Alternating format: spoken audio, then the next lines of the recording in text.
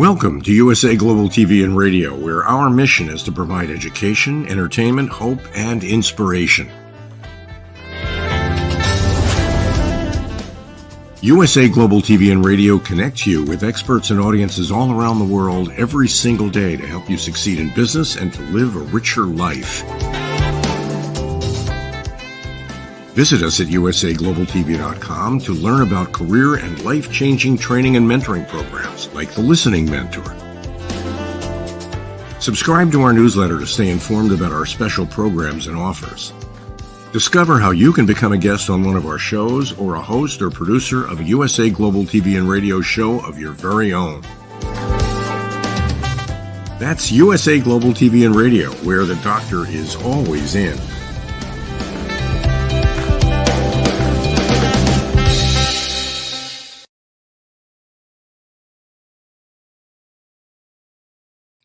Hello and welcome. Hopefully it's welcome home to USA Global TV and Radio. We truly appreciate each and every one of our followers and loyal fans. Thank you so much for taking the time to be here today. I'm Dr. Jacalyn, and our show is the United Kingdom News and Culture episode, drumroll please, 92 episodes. So thank you for literally taking this ride with us. Let's welcome the rest of our panel, the star of our show, Diann, Floyd, Boehm. Welcome. Hi, Dr. Jacalyn. It's great to be here. It's nice to have you back, Diann. How are you feeling? Much better, thank you. Little frog still, but it's coming. Yeah, my throat, my voice is not the same. I don't know what's going on. But you know what? We can talk. We're here. We can listen. So it's all good. All good. And as always, we have our two world-renowned expert correspondents joining us from the United Kingdom. They really make this show an absolute pleasure and joy. Let's welcome the beautiful, the vivacious Helena Chard. Hello. Hello, ladies. Thank you for such a lovely, welcoming introduction, as always. So happy to be here. We're so happy to have you here. I'm in London. It's a little bit frosty and rainy, actually, at the same time, which is weird. But yeah, it's so lovely to see you guys. What's the percentage of the year that it actually is raining there? At the moment, pretty high. I don't know what the percentage is, but it does feel like sort of 90% of the time. Do you ever get used to it?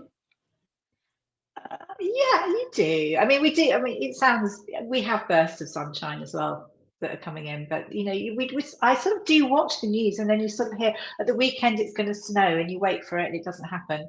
So you know, we know that it's the climate change thing is real. It really is. Absolutely. We don't know where we are, but we keep positive. We keep smiling.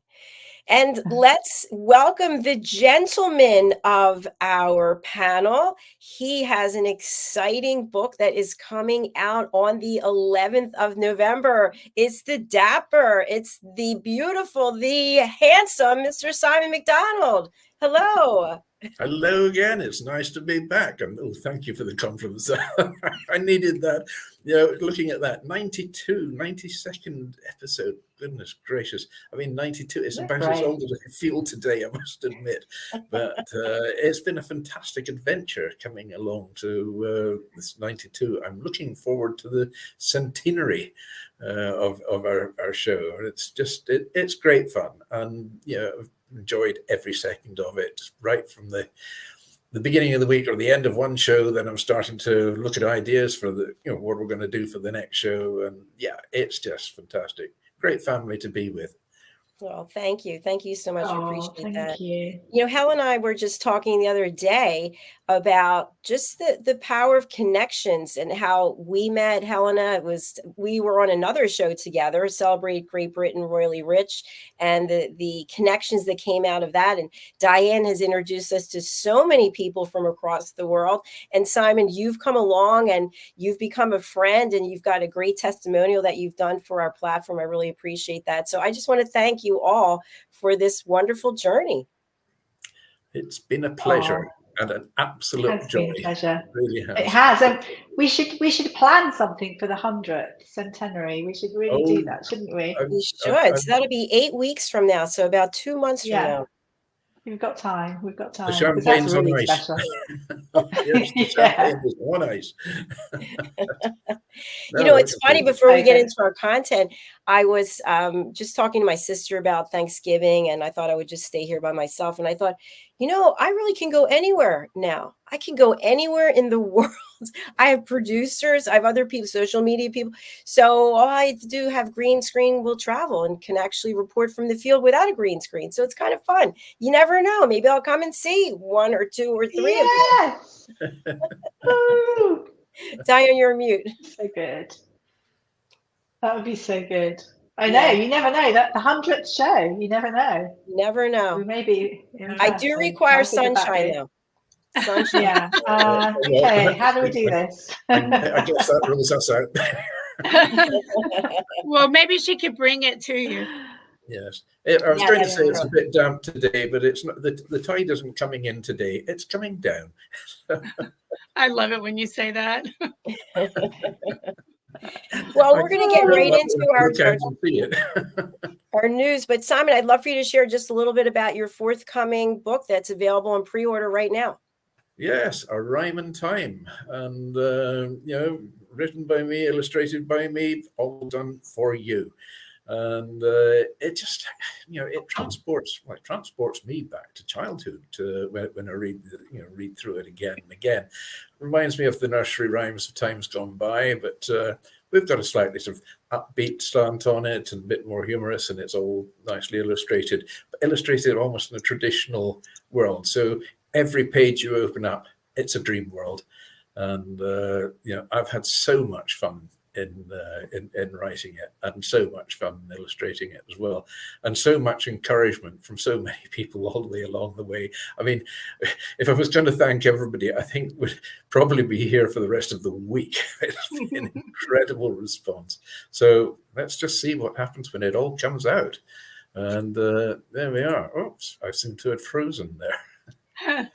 Oh, there we go. Oh, yes. There we right. go. The very same. Well done. So please go over and order your copy. And Diann, you have a new book that's out as well, right? Yeah, it'll come out on the 15th, so we can talk about it as we get closer, but you can pre-order it now on Amazon. But Simon, I'm so excited. Your illustrations are phenomenal, and I do love that there's something unique about it. It's very, like you said, old school. It's just like you just want to touch every single illustration. So I'm really thrilled for you. Oh, I've touched them all, believe me. Oh, thank you, Dr. Jacalyn. Yeah. Congratulations to Diann as well. Yeah, Ruby Takes absolutely, Chicago, yes. which Yeah. we know has already been an Amazon #1 new release. Congratulations, Diann. Thank you, and thanks for all the listeners for ordering it, and yes, and asking for a sequel to Rise, a Girl Struggle for More. So that's my grandmother right there. Congratulations to both of you. Yeah. That's fantastic. Helena, we know you have a book inside you Good. somewhere, right? Have you ever published a book? I've got thousands of books in me, honestly. I just need to clone myself. I just need a bit more time. Maybe not Well, sleep or something. I don't know. If you work with Red, he's got this process where you don't even have to type anything. It's pretty interesting. So when the Yeah. I time have lots of thoughts. Isn't it just? Yes, absolutely. Super. All right, let's get into the news. I know over here in the States, there's been quite a lot about Harry and Meghan. So I don't know what's going on over there. Hanging out with billionaires and about. I have to say. Yeah. So Really? anyway, let's go to Helena to find out about the latest and greatest with the royal family and other news and culture. Thank you. So I'm not sure about Harry and Meghan. We don't have a huge amount of news here. So obviously it'd be interesting to speak with you guys later about that. But it has been a real royal time. And I'm just going to give a royally rich roundup, really, of things that have happened and things that are going forward.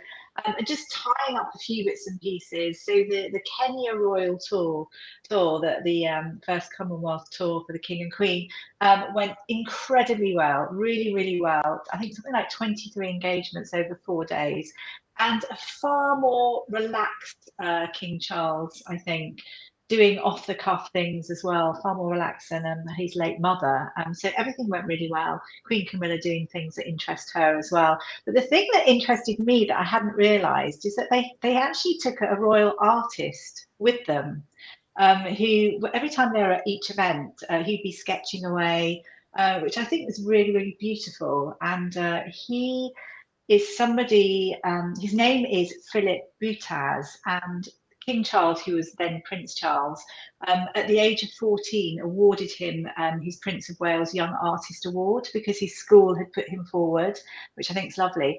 Since that very time, King Charles, Prince Charles, kept in touch with him and really pushed him forward and said, you know, you're so good, you know, you must go to St Martin's School of Art and you must be an artist and everything. So wonderful to hear from him the support that he's given him, and actually it was so life-changing for him, and it steered him in the right direction. So he felt so happy to be asked along, and I can't wait to see all of his pictures. He also, which was interesting through Philip's eyes, he's now 42. He won the award at age 14. He did, I think, portrait of Charles, Prince Charles, in 2019, which we'll show shortly. But he was just saying that he couldn't believe how the King and Queen were received. Everyone was so happy to see them, and he couldn't sing his praises highly enough.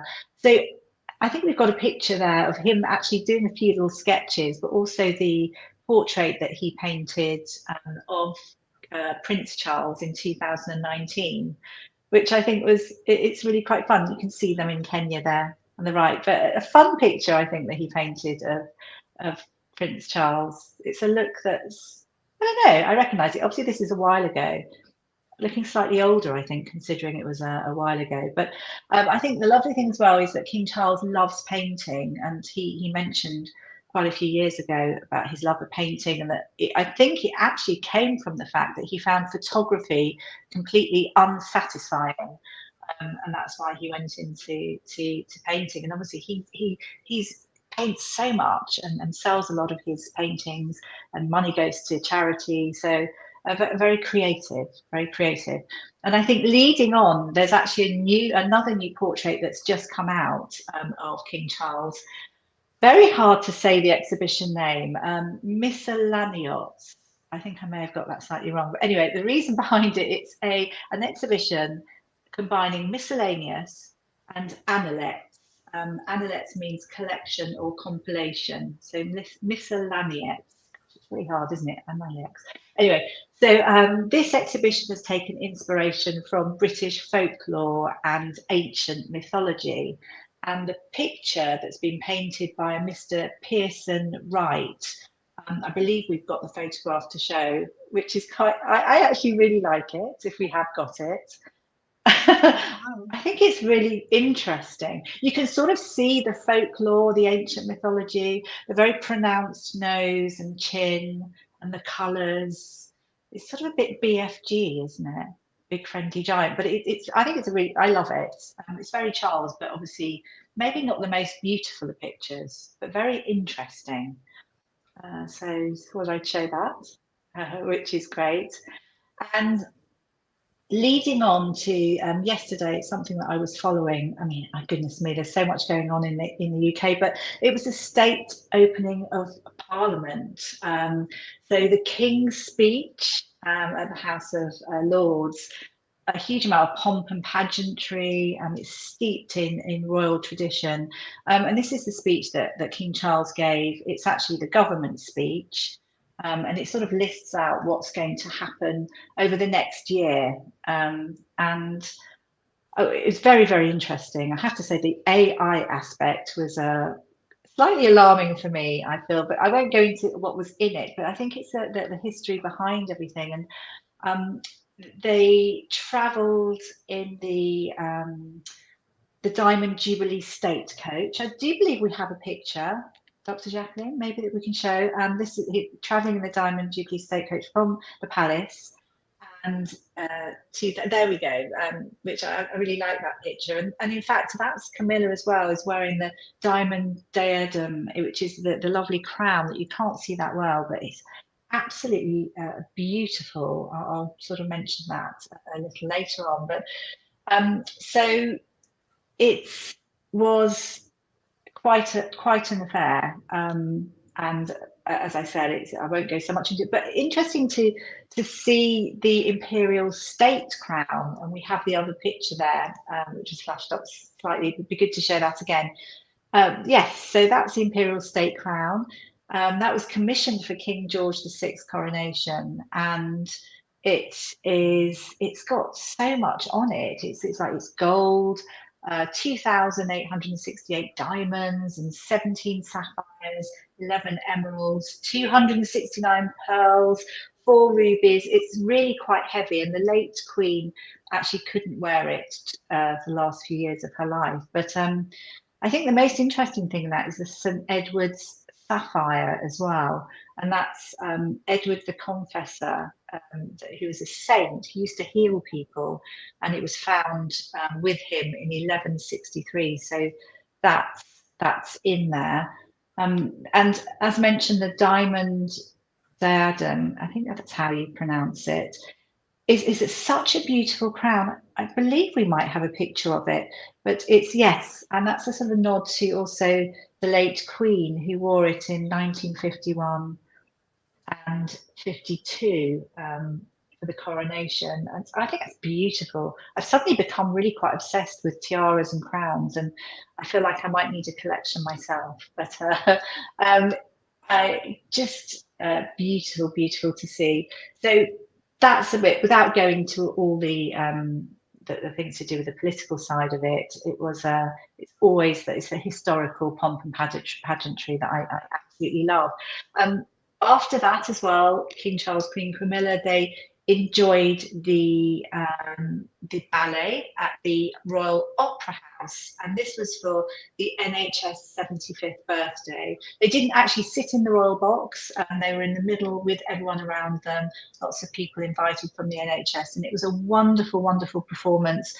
King Charles tapping his foot, Carlos Acosta's Don Quixote. It was a really great, energetic performance. And Don Quixote actually, it means impractical. What does it mean? Impractical idealist, which is a funny one. Anyway, so they had great fun, and that was a lovely end to the day. Moving on, because I know that we have lots of other news. Something that's interested me hugely, and a certain gentleman has become a cult social media person that everyone's following now, and it's the King's Hot equerry. His name is Johnny, and I think Johnny Thompson, and I started seeing him sort of towards the end of the late Queen's life, and found out that he's actually was the late Queen's senior bodyguard. He's now 40, and he has this huge following. I know this is obviously showing that he is beautiful, so I think we should show a picture, but it's not just that. He's absolutely wonderful at his work, and he's been promoted to super equerry, and I think everyone could have an equerry in their life, because honestly it's basically he's there dealing with the monarch's private affairs and really doing everything, even to do with the transport and everything. But he has been promoted. He was going to leave the army, and that's when they thought, goodness, we really don't want to lose him. So he's been promoted. But do we have a lovely picture of him? He's there. He is. He is really, and he looks so lovely in his. You can't see his whole stature, but he does look really very good, and everyone. And I can see. I mean, having him around as well, I'm sure. Is a bonus, isn't it, for the King and Queen? But lovely to see, and I've been reading about him. I think he's from the north, and he's married with children, which is good to hear. And he's super happy. It's a really happy sort of relationship between King, Queen, and him. And I know that Dr. Jacalyn, you are always really excited about the Earthshot Prize, as I am. So this is the third Earthshot Prize. Yep, Prince William's Earthshot Prize. It's the awards that were given out last night for environmental innovation. 5 awards were given out. It started 3 years ago and will finish obviously as a 10-year period. And each person that wins is given £1 million. He gave a fantastic speech at the end of this great event, really rallying a call for change, but also sort of putting forward the hope for the future and the planet. And I think the lovely thing that I would like to say is, one, that the light and optimism in these Earthshot finalists is pretty amazing, but the love that they have as well for Prince William is incredible. They were just saying how fully supported they all felt, and these are even the people that didn't win the prize. They felt super supported by his absolute amazing knowledge, intelligence, and his empathetic leadership. It is great to see, and the whole thing about him being as well there, and the screaming, everyone was completely excited to see him, was wonderful.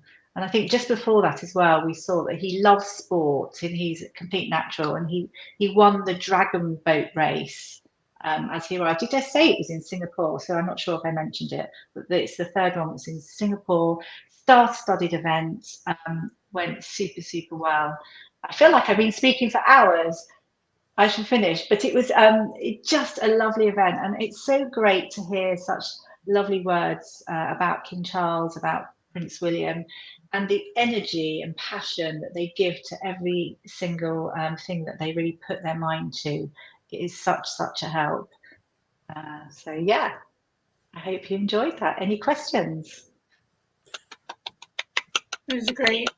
I love the artwork, and the one picture that was a little different, like you said, it reminded me of like the old fisherman in the sea. It was just, I thought it was really powerful. I just wanted to share that.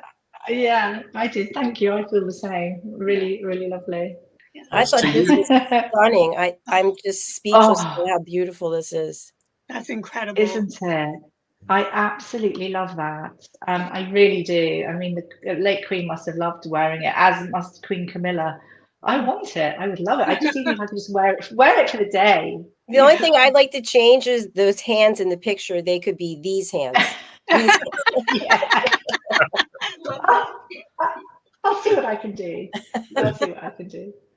No, that picture with Charles, the quite sort of moody old gentleman type one that Diann was referring to. I mean, it really fits in very well with his role as being the author of The Old Man of Loch Nagar. It's got the atmosphere to see. Hasn't it? Yeah, it does. I see what you mean.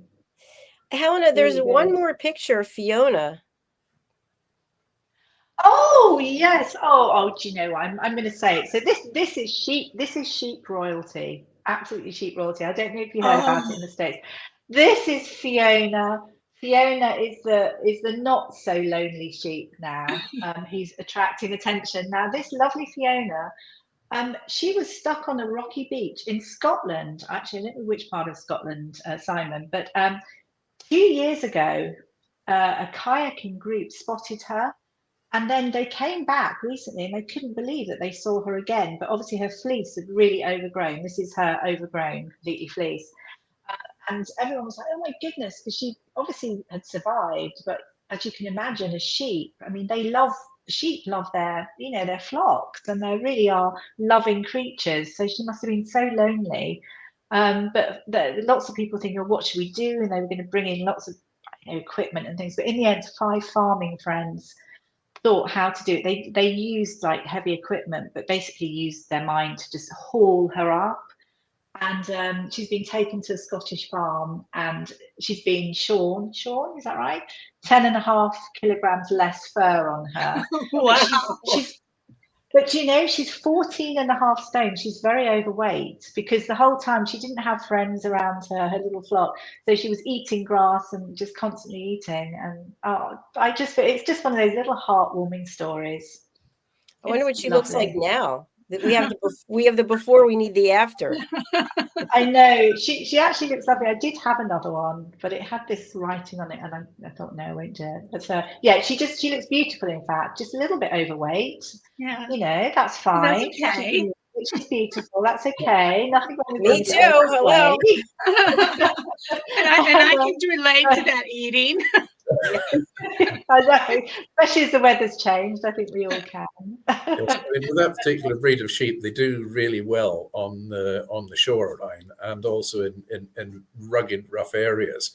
So she was actually in her element where she was, and the nutritional value of the seaweed, because they graze on the seaweed as well as the grass. That would help to keep her going quite substantially.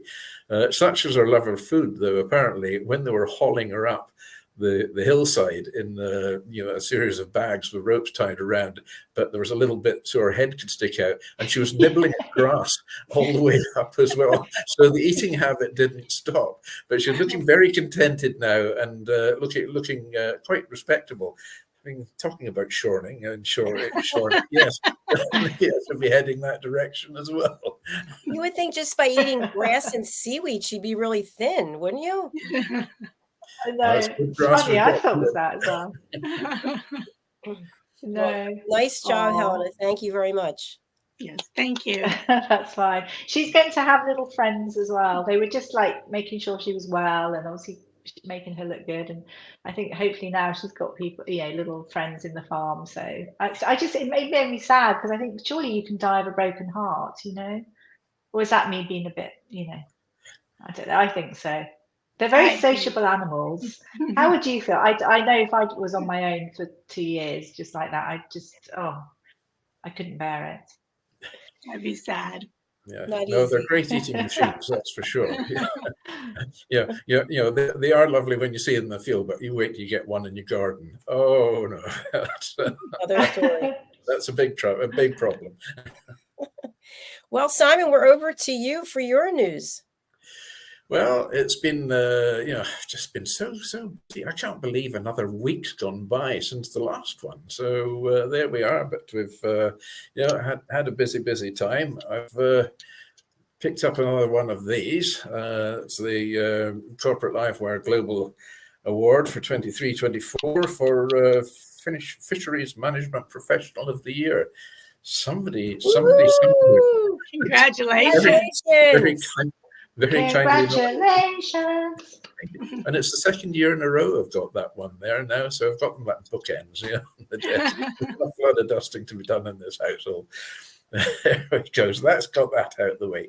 Now, to continue on the saga of our shipping heritage in Scotland, in particular through the John Brown shipyard in Clydebank and Glasgow, that I was presenting on 2 weeks ago now, because last week we talked about the Royal Yacht Britannia, which was really quite an iconic vessel that John Brown's produced. But John Brown's also produced 3 queens. And probably and arguably the most famous of them all will be the Queen Mary, which very nearly wasn't named the Queen Mary. She's beautiful, big 3-funneler and plied the North Atlantic route frequently. There she goes there. Yeah, I mean, she is elegance personified, and she's now residing in Long Beach in California. And I'm sorry to everybody last week when I said Long Beach in Florida. Dr. Jackson, you kindly hold me up on that one and said, where's Long Beach in Florida? I know one in California. I thought, oh boy, here we are. We've done it again. Anyway, so to go around, I mean, around the 1920s and 30s, the race was on to build bigger, better, and faster ocean liners competing with the lucrative transatlantic crossings. So construction on a ship, which was then known only as hull number 534, began in December 1930 in Scotland on the River Clyde at the John Brown Company shipyard in Clydebank. Work was halted in December 1931 due to the Great Depression, and the Chard line, who had commissioned her, applied to the British government for a loan to complete hull 534. And the loan was granted with enough money to complete the unfinished ship and also to build a running mate with the intention to provide a 2-ship weekly service back and forward from New York. That one condition of the loan was that Cunard should merge with the White Star Line, who, of course, were owners of the ill-fated Titanic. And they were also struggling British shipping company at that time as well. And Cunard's chief British rival at the time as well. So you had Cunard and White Line were seriously competing against each other. So White Star had already been forced by the Depression to cancel construction of its Oceanic. Both lines agreed about the merger, and it was completed on the 10th of May 1934. So work on Hull 534, later to be known as Queen Mary, of course, resumed immediately, and she was launched on the 26th of September in 1934. My father was actually in attendance at the launching ceremony then as well, so that's going back a year or two. So completion ultimately took 3.5 years and cost £3.5 million, which then equivalent to $17.5 million. How exchange rates have changed, which is the equivalent of $382,823,383 today. So a lot of money, but much of the ship's interior was designed and constructed by the Bromsgrove Guild. And prior to the ship's launch, the River Clyde actually had to be specifically deepened to cope with her size, the work being undertaken by a local engineering company of Diann and Stevenson. The ship was named after Mary of Teck, who was consort to King George V. Until her launch, the name was kept a very closely guarded secret, but legend has it that Cunard intended to name the ship Victoria in keeping with the company tradition of giving its ships names ending in IA, which we had the Lusitania, the Aquitania as well, all IAs. But when company representatives asked the king's permission to name the ocean liner after Britain's greatest queen, he said his wife, Mary of Teck, would be delighted.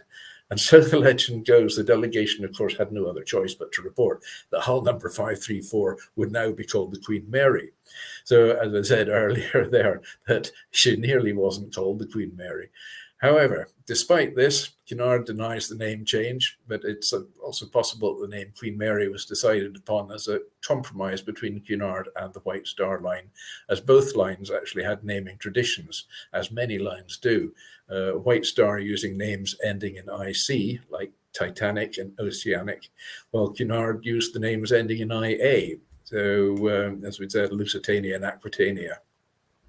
So the name had already been given to the Clyde turbine steamer as TS Queen Mary, which means twin screw or triple screw Queen Mary. So Cunard made an arrangement with its owners that this older ship was renamed Queen Mary II. Now, that Queen Mary II, in actual fact, is on the Clyde today, going through a major refurbishment, and she will be cruising the Clyde carrying passengers from next season onwards as well. And I have fond memories of the Queen Mary II, lovely, lovely boat. Only got one funnel though, and considerably smaller than the larger Queen Mary. So Queen Mary was fitted out with 24 Yarrow boilers in 4 boiler rooms and 4 Parsons turbines in 2 separate engine rooms. And the boilers delivered 400 pounds per square inch of steam at 700 degrees Fahrenheit. So that's a pretty strong kettle, that one. And it's provided a maximum of 212,000 shaft horsepower to 4 propellers, each turning at 200 revs per minute. And Queen Mary achieved 32.84 knots on her acceptance trials in early 1936. That for any ship is pretty fast. On the 24th of March 1936, when leaving Clydebank, well, she ran aground on the River Clyde, being narrow as it is, but with the help of some tugboats, she was refloated. 1934, the new liner was launched by Her Majesty Queen Mary as RMS Queen Mary, RMS standing for Royal Mail Ship. because she carried the mail back and forward across the Atlantic. So she has that honor of being an RMS. So on her way down the slipway, the Queen Mary was slowed by 18 drag chains, which checked the liner's progress into the River Clyde, and a portion of which had to be widened to accommodate the launch. Without these heavy drag chains, which is really made up of little mooring chains, without those, then she'd have gone straight across the river and straight up the other side of the bank and would have been there as a monument forevermore. So when she sailed on her maiden voyage from Southampton on the 27th of May in 1936, she was commanded by Sir Edgar Britton, who had been the master designate for Cunard White Star, whilst the ship was under construction at John Brown shipyard.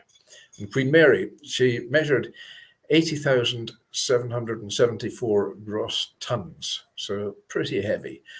Almost as heavy as me. No, sorry, I shouldn't say that. Not as heavy as me. Her rival ship, the French ship, the Normandy, which originally measured at 79,280 gross tons, had been modified the preceding winter to increase her size up to 83,243 tons. Now, the Queen Mary, she sailed at high speed for most of her maiden voyage to New York until heavy fog forced a reduction of speed on the final day of the crossing, so arriving in New York Harbor on the 1st of June 1936. And Queen Mary's design was criticized for being too traditional, especially when Normandy's hull was revolutionary with a clipper-shaped streamlined bow. And except for her cruiser stern, she seemed to be an enlarged version of her Cunard predecessors from the First World War era. Her interior design, while mostly Art Deco, seemed restrained and conservative when compared to the ultra-modern French liner. Nonetheless, Queen Mary proved to be the most popular vessel rather than her rival in terms of passengers carried.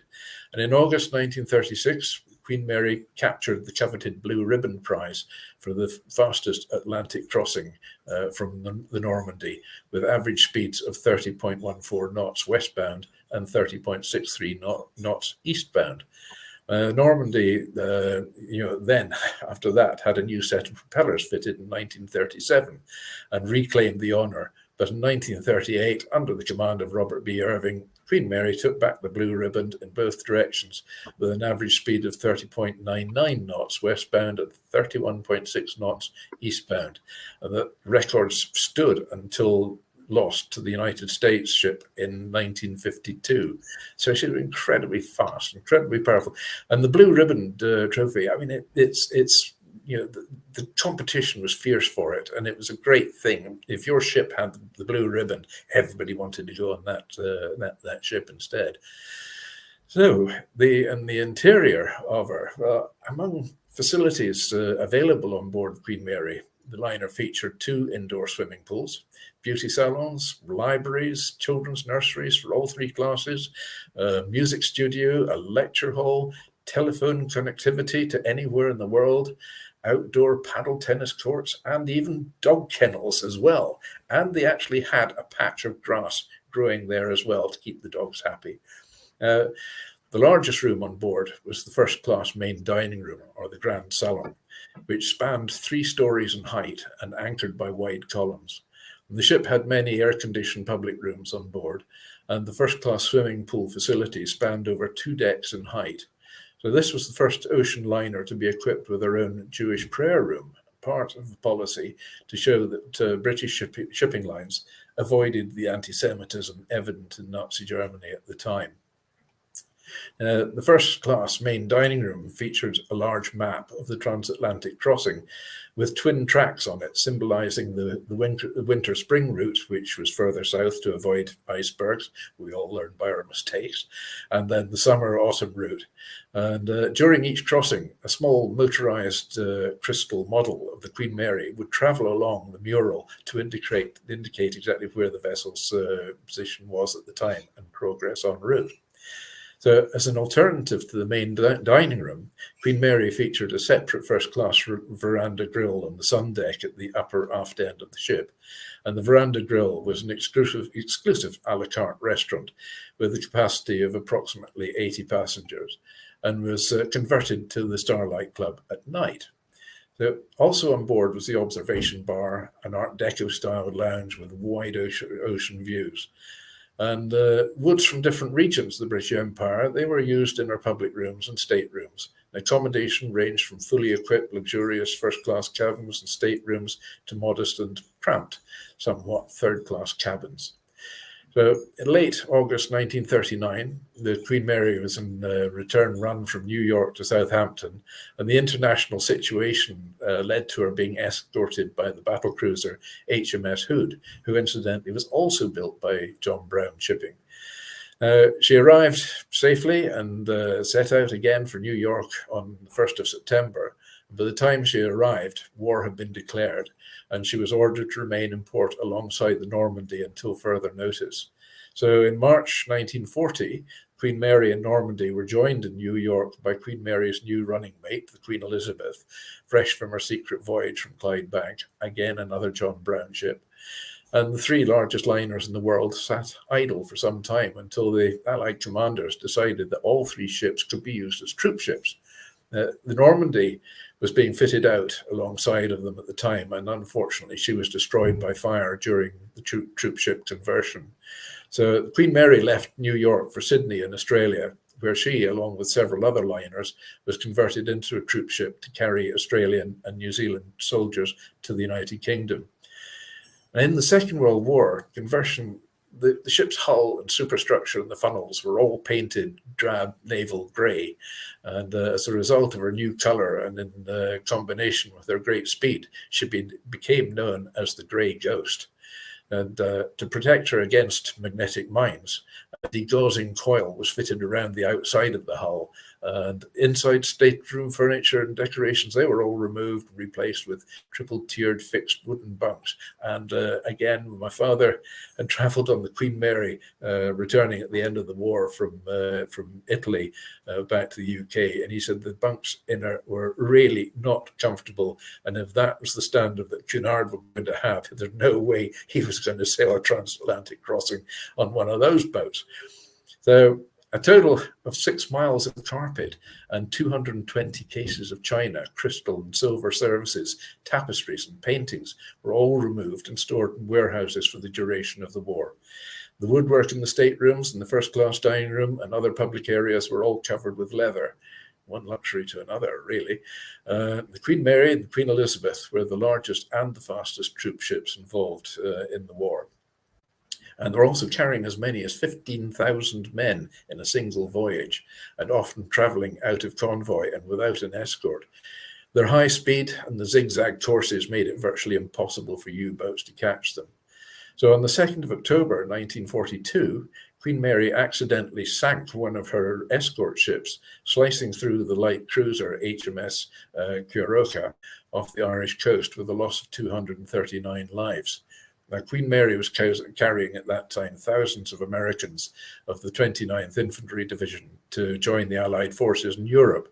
And due to the risk of U-boat attacks, Queen Mary was under express orders not to stop under any circumstances and steamed onward with a fractured bow.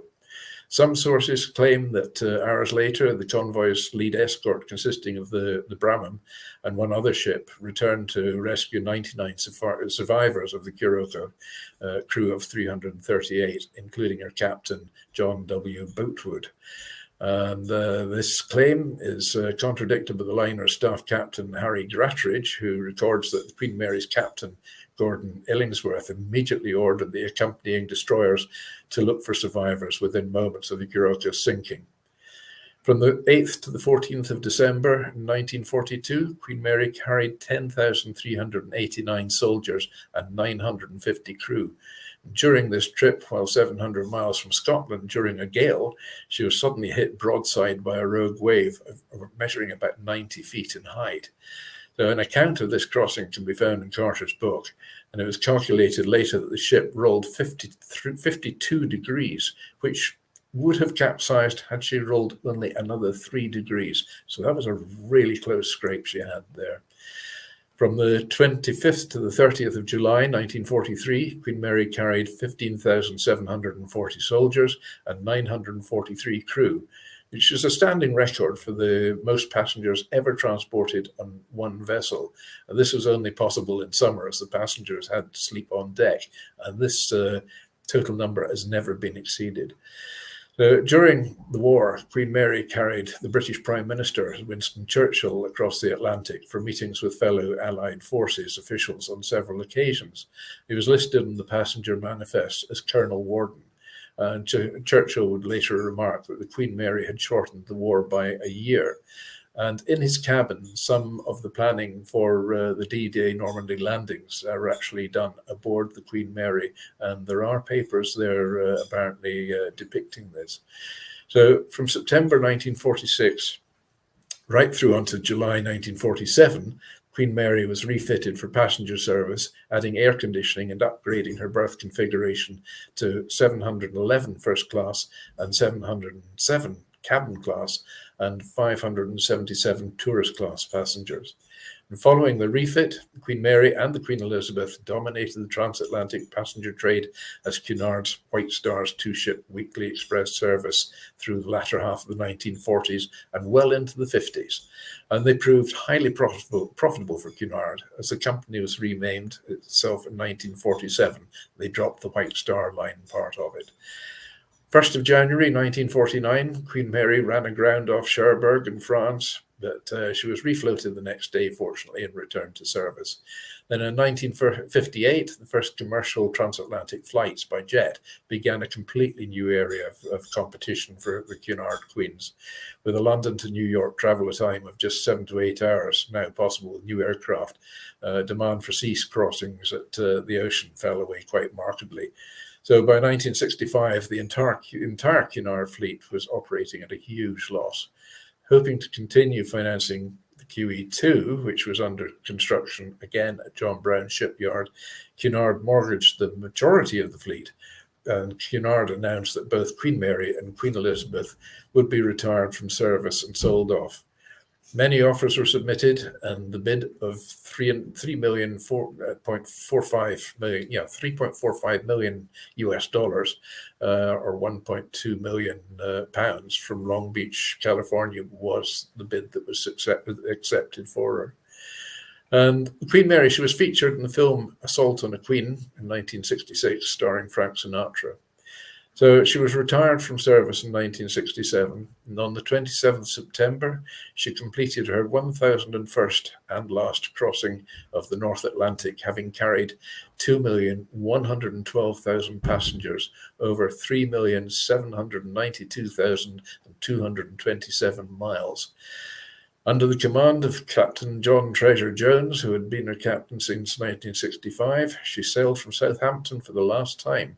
And on the 31st of October, with 1,093 passengers and 806 crews, after a voyage around Cape Horn, then she arrived in Long Beach on the 9th of December.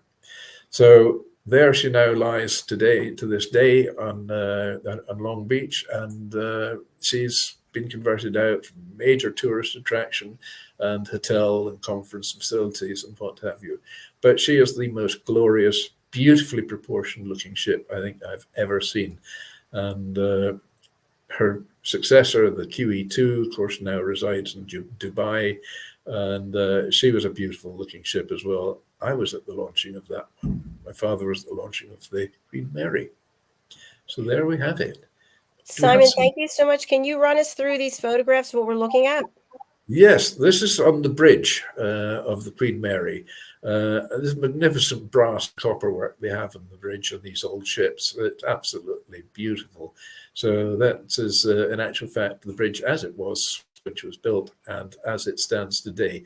And I noticed the ship's decanter in the corner there, very similar to my own one. I was just going to say that. It looks a lot like yours. Was that? Well, I get about a bit, you know. Is it still there? Yeah, there we are. The woodwork all fits in so beautifully. You know, I could have been on the bridge. Now, this was the Queen Mary in her wartime colours. On the hull there's a line just below the deck level going in a slight sort of Z shape running aft, and that was the anti-magnetic mine protection that she got on board. But there she is in her wartime colours and being pushed in or out. I think she's actually being pushed into her berth there before embarking with more troops to go off to war. And that is the mural on the Queen Mary, which shows, you can see the two tracks there. One is more northerly than the other one. The lower one being the summer route that they would take to avoid the icebergs, and the other one being the shorter route, which was not to avoid the ice. That was to keep once the icebergs had finished, then she was fine. And they had a little crystal, you could only just make out, or those who've got big screens, you might just make out off the tip of Newfoundland there. There's the crystal model of the Queen Mary as she chunks her way across the Atlantic. So, and there we have her as well. And that's Queen Mary in New York there. She's leaving with troops going off to war. So she had a very busy war career. This one here is the Queen Mary at her building time on the Clyde. And some of these cranes, actually the big one there is, most of it still exists. They were trying to pull it down. But the Titan, which is just out of camera shot there, was the big crane, which I spoke about, I think it was last week or the week before. But yeah, you can see from that, she's a very big ship. Thank you, Simon. Brilliant. Thank you, Simon. Oh, Helena, who do you have with you? Oh. We can't hear you, though. You're on mute, Helena. You're on mute. Welcome. So beautiful. Aw, what a sweetheart. Very pleased I don't have Isla in the room. Oh, she's not looking. Look up so they can see. She's very nice. She's very pretty, actually, but she's she's been a bit stubborn at the moment. She wants food. That's why. She's not ready to go on camera. That's okay. Yeah. I had no idea that Queen Mary was in the war. I always thought they were just, for the royals. That was so fascinating. No, she's a massive ship. I mean, she was incredibly fast, though, and this is why that on her crossings, she didn't really need to have a naval escort. They gave her that first one with HMS Hood, just to, as they would say in Ireland, to be sure. That she was so fast, and she was very, very maneuverable as well. So the chances of any U-boats getting her were so remote that they decided we don't need escort ships here. We can, let this one go on her own. And of course, she had that dreadful accident cutting one of her escort ships in two, which wasn't terribly nice of her, and she couldn't stop, because if she did stop, I mean, you can guarantee that every U-boat in the North Atlantic would be looking for this boat as being the ultimate prize. Carrying 15,000 troops, then that's a lot of people, as opposed to an escort ship carrying 338. So she had to keep going, but at least the March took up 99. Yeah. Wow. Always How long amazing does it take design. to build a ship? It took about 3.5 years to build the Queen Mary. The QE2 took, I think that was about 2.5 years to build her. So it's quite a long time. During the war, John Brown shipyard, I mean, they had to churn these ships out as fast as they could. And they got it down to a pretty fine art with destroyers. They could build one of those in about 6 months. So it was very much all hands on deck. And, they had a pretty slick operation with the riveters and the welders and so on, and the fitters to get the ships ready for sea. And they had to do this very quickly, because there was huge tonnage of shipping being lost during the war, and these had to be replaced. And destroyers were the real fighting tools that they needed. So that's it. So they got the building down to that time. And I think I'd feel slightly nervous about being on a ship of that size, going through, say, North Atlantic convoys up, right up into Arctic waters, being on a destroyer that's only taken 3.5 months or so, 6 months to build. What happens if you've left a rivet out somewhere? Things can get pretty nasty and pretty wet. Yeah. Now, does King Charles have his own royal ship now? The Royal Yacht Britannia, Oh, she yeah. went out of service a few years ago there, and that was the time, of course, when one of the few occasions where the Queen was sort of visibly seen to cry. And I don't blame her. I mean, I must admit, when I saw the decommissioning ceremony myself, I mean, I could feel quite a lump in the throat. And if anyone had asked me my name, I'd have probably just broken down. But, as well. But there's been talk of Boris Johnson was wanting to build or have built a new royal yacht because Boris Johnson was very keen to have a boat to play with. But there was a lot of people against this because there was so much money going out with COVID and all the rest of it, and I'm afraid Boris Johnson's government would have capable of losing money hand over fist. So that was it. So they decided not to bother with a new royal yacht this time. I think probably in practical terms, rather than spending the money on a yacht, I mean, I love shipping, I love yachts, and I'm a passionate sailor, and I've actually been qualified as a ship's master myself. But rather than having ships, I think it would be probably better having a royal plane, a bit in the sort of Air Force One type of thing. Cheaper and faster, and that's it. I think if King Charles was wanting a royal yacht, it would have to have a big stick in the deck and triangular bits of cloth to propel it, rather than the big diesel gobbling engines. You can see though how the royal family, how a yacht is perfect, really. If you think about summer holidays, because I know it was the best. All of them, the whole royal family, say it was their best time on the Royal Yacht Britannia, because they just were left alone and they could actually have fun and relax, enjoy the weather, have fun and games and pranks between them, and just mix with people working on the ships. But imagine if once that was taken away after all those years, you can well imagine it was really heartbreaking. Yeah. Absolutely. I mean, I remember fondly seeing the Royal Yacht sailing up the west coast at the holiday time for the royal family. There was one lovely tale with a great character, friend of mine who was a very keen yachtsman. In the summer months, he would sail single-handed all around the west coast of Scotland, and he'd pulled into an anchorage on the Isle of Jura. And he dropped the anchor there, and he was down below. He enjoyed his beers, and he was having a few beers and a whiskey and so on. And then he got a crackling sound over the radio saying his boat now. I'll change the name of his boat for embarrassment. Say, Merry Dancer, Merry the Dancer. This is Her Majesty's Royal Yacht Britannia. Over.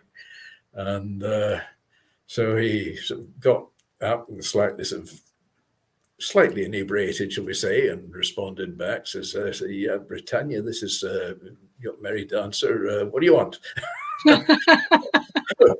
He said, so we have a launch coming over to give you Their Majesty's compliments and have a word. So this naval officer came aboard and said, so you understand Her Majesty is on our summer holiday cruise, and she always calls in at this bay every year. Would you mind moving on to another bay so the family can get privacy?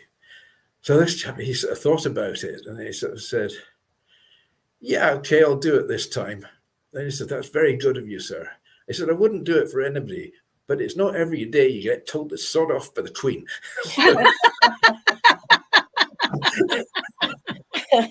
And slightly befuddled naval officer immediately departed and went back to the Royal Yacht. That's a cute story. Thank you. Well, by the chiming of the bells, we know that it's time for us to say goodbye, as the Global Socialpreneurs is starting momentarily. So we'll go around as we always do. Last words for today's show, episode 92. Diann. For today, fabulous show, everybody. And for everyone in the world, please just keep praying for peace and love and joy. Thank you. Thank you, Diann. Simon? Well, those who enjoy the present will have a wonderful past in the future. That's my saying for today. I've got a very quick, what happened on this day. And on this day, well, 2016, Republican Donald Trump is elected 45th President of the United States of America, defeating Hillary Clinton with an electoral college victory of 304 to 227. 1847, Bram Stoker, author of Dracula, was born. In 1922, Professor Christian Barnard, the South African pioneer and first surgeon to successfully perform a heart transplant, was born. In 1887, Doc Holliday, the American dentist, gambler, and gunslinger, died of tuberculosis at the young age of 36. Wow. Oh, So young.